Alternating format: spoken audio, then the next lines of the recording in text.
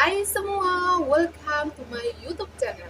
Perkenalkan, nama saya Rina. Saya suka sekali membahas tentang gaya hidup minimalis, frugal living, budgeting, decluttering, dan hal-hal lainnya yang masih berputaran dengan gaya hidup minimalis. Dan hari ini kita akan membahas tentang bagaimana cara kita menikmati kehidupan ini dengan menentukan batas cukup dalam diri kita. Tapi sebelum kita mulai, saya ingin menyapa teman-teman semua.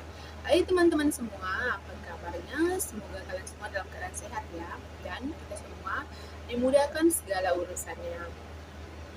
Jika teman-teman suka dengan video ini, teman-teman boleh meninggalkan komentar terbaik versi teman-teman sendiri di bawah kolom komentar. Jangan lupa di like, di share juga video ini ke keluarga, ke saudara, atau juga ke teman-teman kalian.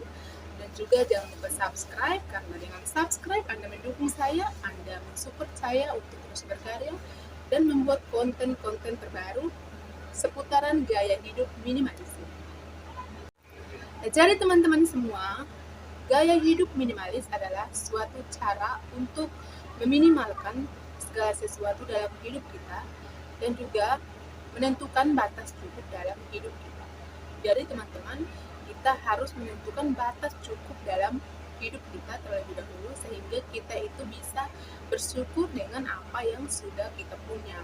Karena jika kita tidak bersyukur atas apa yang kita punya itu diakibatkan dari tidak pernah merasa puas, tidak pernah merasa bersyukur itu karena kita tidak pernah menentukan batas cukup dalam diri kita.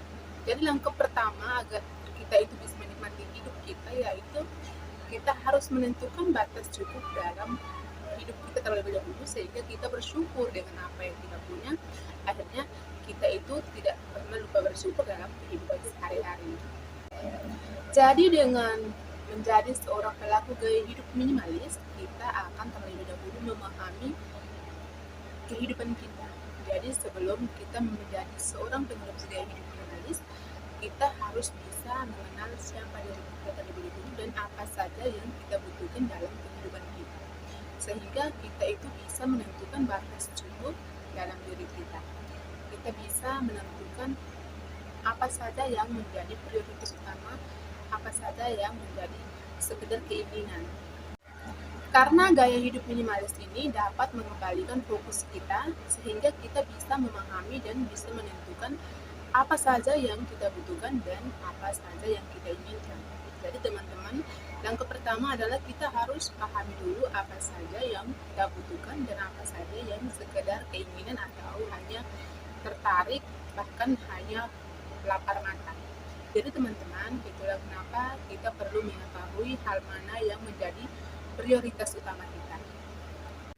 Dan hari ini saya akan membagikan 4 cara untuk menjadi seorang gaya hidup minimalis, seorang pelaku minimalis yang bisa menikmati hidupnya karena dapat menentukan batas cukup dalam hidupnya. Cara yang pertama yaitu bedakan apa itu kebutuhan dan apa itu keinginan. Jadi teman-teman, kita perlu membedakan terlebih dahulu apa saja yang akan kita prioritaskan atau apa saja yang menjadi kebutuhan pokok kita. Kemudian baru kita juga membedakan juga apa itu keinginan. Jadi teman-teman semua, kita perlu memahami dulu arti dari dua kata ini. Kebutuhan. Kebutuhan adalah segala sesuatu yang memang harus kita punya dalam kehidupan ini. Memang harus kita miliki dalam kehidupan ini, karena jika kita tidak memiliki barang tersebut rasanya seperti ada yang kurang. Jadi sebagai contohnya adalah rumah, pakaian, makanan, dan lain sebagainya yang memang kalau kita tidak memiliki barang tersebut, hidup kita itu akan kekurangan. Sedangkan kebutuhan itu adalah keinginan itu adalah segala sesuatu yang sebenarnya kita tidak miliki pun tidak menjadi masalah. Dan jika kita tidak membelinya pun tidak menjadi masalah, bahkan hidup kita baik-baik saja. Jadi kita harus bisa membedakan bahwa kita perlu mengutamakan hal-hal yang menjadi prioritas kita, yaitu hal-hal yang memang menjadi kebutuhan pokok atau kebutuhan dasar dalam kehidupan ini. Sehingga kita tidak pernah merasa kekurangan dan tentu kita akan selalu bersyukur dengan apa yang menjadi milik kita, apa yang kita punya. Dan cara yang kedua yaitu mendecluttering secara reguler. Jadi teman-teman semua, decluttering adalah cara kita memilah-milah barang mana yang sudah tidak kita pakai, barang mana yang sudah rusak, atau barang mana yang sebenarnya hanya kita simpan dalam lemari kita, hanya menjadi penghuni lemari kita.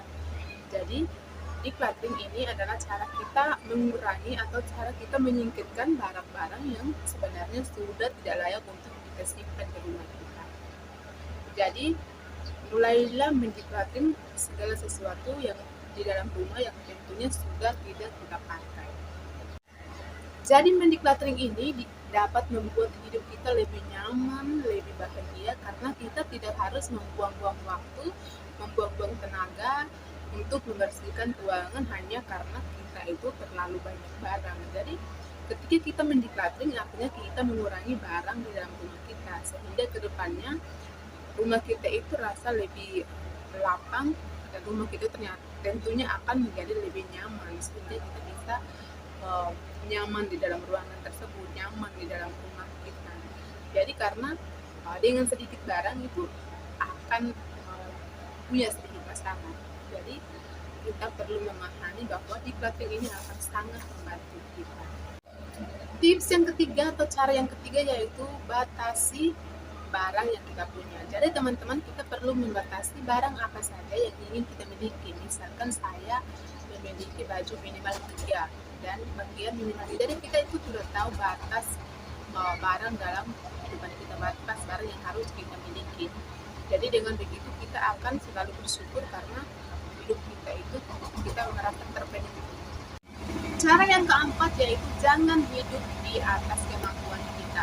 Jadi teman-teman, kita perlu menyadari siapa diri kita, kita perlu menyadari apa saja level kita, level kita itu berada di tingkat mana, sehingga kita itu sadar bahwa kita tidak akan bergaya atau menjalani hidup ini di atas level orang lain atau di atas di luar dari pendapatan kita. Kita perlu menyadari itu sehingga kita akan selalu bersyukur dengan apa yang kita punya dan kita akan selalu bergaya sesuai dengan standar atau level kita.